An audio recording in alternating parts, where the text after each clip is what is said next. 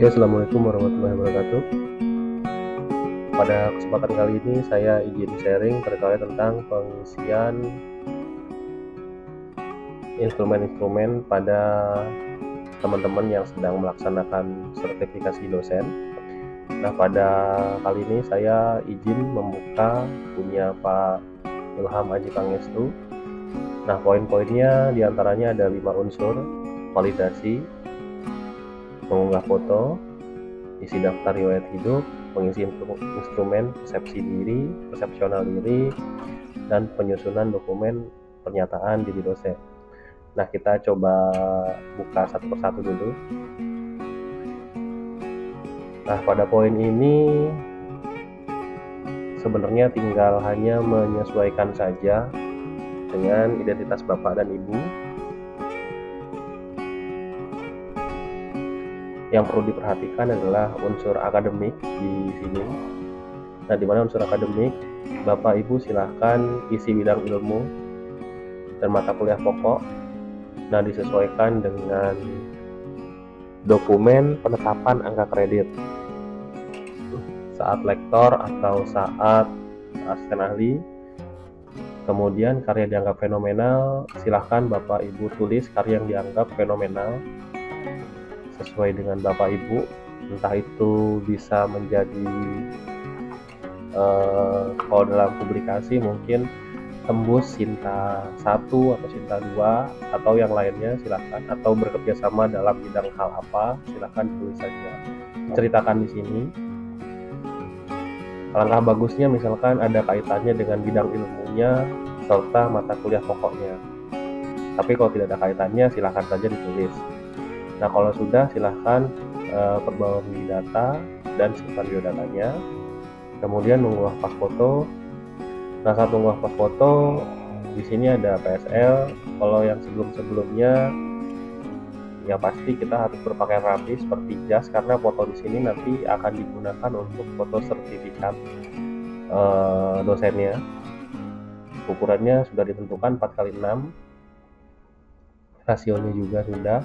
Nah, untuk laki-laki berwarna biru dan perempuan berwarna merah. Nah, pastikan ukuran maksimalnya 500 KB ya, tidak boleh besar. Kalau besar nanti kemungkinan akan tidak bisa diupload. Nah, saya ambil contoh di sini profil punya Pak Ilham.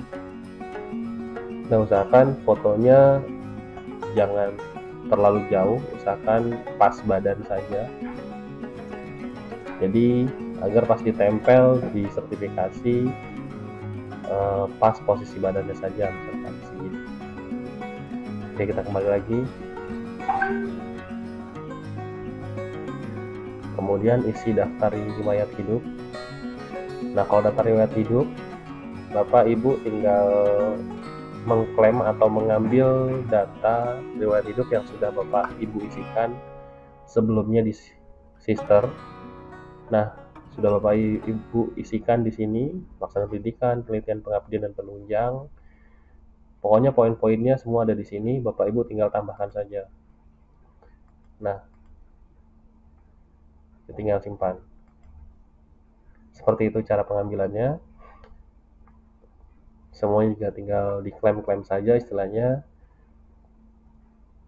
Nah, kemudian jika ada seperti ini, jika kolom berwarna merah artinya data tidak lengkap. Nah, silahkan dilengkapi ya, baik dari dokumen atau link pendukung. Dan pastikan Bapak Ibu ketika saat publikasi karya tidak menggunakan publikasi karya seperti ini, tidak menggunakan import. Nah Bapak Ibu silahkan linkkan dengan URL jurnalnya atau alamat jurnalnya. Jadi untuk kevalidan atau keabsahan bahwa jurnal Bapak Ibu ada linknya gitu, dan dokumennya juga masih diupload. Produk bahan ajar silahkan Bapak Ibu upload modul-modul apa saja terserah, silahkan yang sesuai dengan mata kuliah yang ada di riwayat pengalaman mengajar.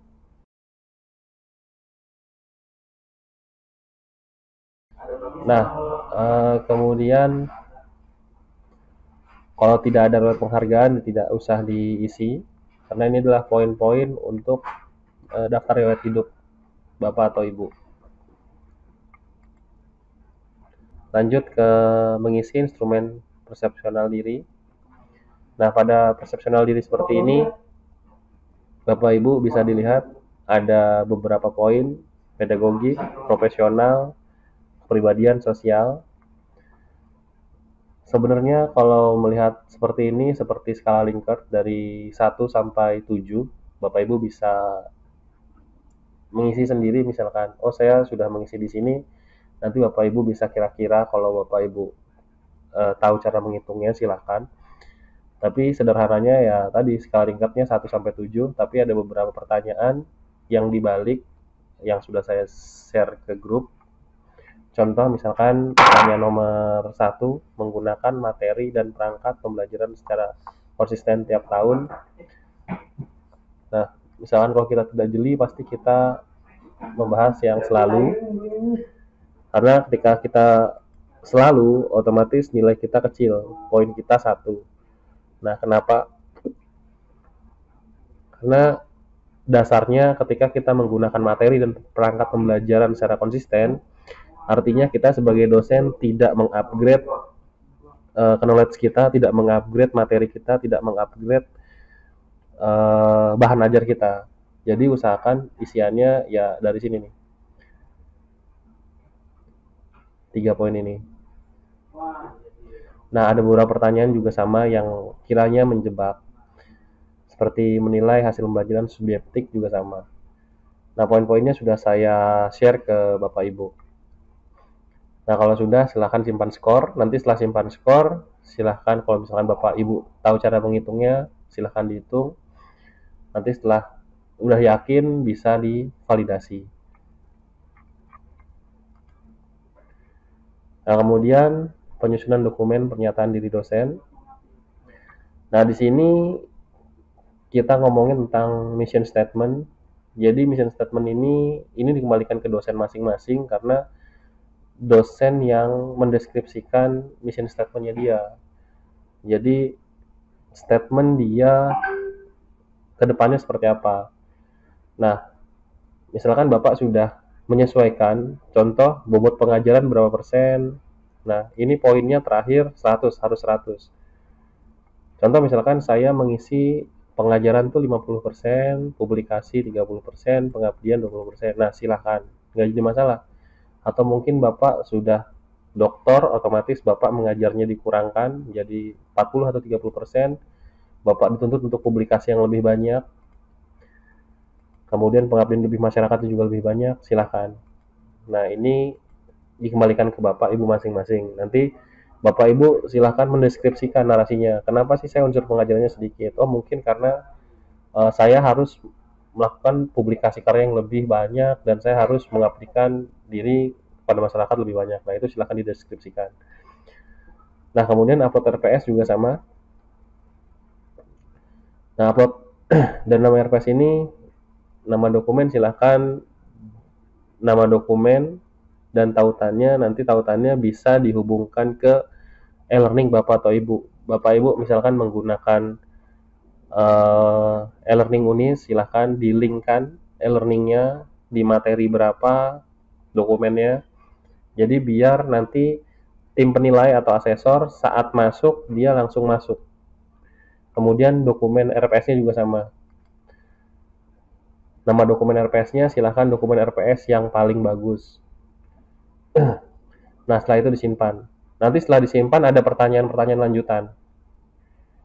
Dari misalkan unsur pengajaran berapa, unsur publikasi karya ilmiah berapa, pengabdian kepada masyarakat berapa. Kemudian nanti juga setahu saya ada video terkait tentang pembelajaran dan video menjelaskan tentang Bapak dan Ibu itu seperti apa. Nah, silahkan dibuat videonya. Oh ya, sebelumnya saya kembalikan lagi di mengisi instrumen persepsional diri. Nama-nama yang sudah Bapak dan Ibu kirim kepada kami, nanti akan kami inputkan ke sister. Kemudian Bapak dan Ibu silahkan hubungi dosen yang bersangkutan, baik atasan dan rekan sejawat. Silahkan atasan dan rekan sejawat tersebut menginput nilai untuk menilai Bapak menggunakan sisternya masing-masing. Dan kemudian disiapkan untuk narasi di mana pernah berkolaborasi dengan Bapak atau Ibu. Baik berkolaborasi tentang penelitian, pendidikan, atau pengajaran, silahkan. Nah, pertanyaannya kan banyak, apakah boleh di luar prodi, apakah boleh di luar fakultas? Silahkan saja, tapi poin pentingnya harus ada satu atau dua dosen yang lingkup satu prodi atau seprodi dengan kita.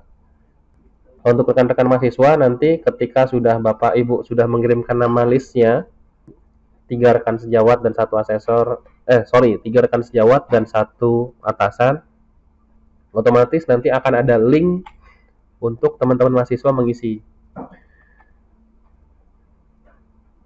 Nah, silahkan Bapak Ibu pengisiannya teknisnya seperti apa, entah mahasiswanya suruh datang ke kampus, kemudian dikasih tahu poin-poin penilaiannya, bagusnya sih seperti itu, atau misalkan Bapak Ibu percaya sama mereka, silahkan dikasih linknya, kemudian mereka suruh mengisi saja. Oke, jika ada pertanyaan silahkan lempar di grup. Terima kasih.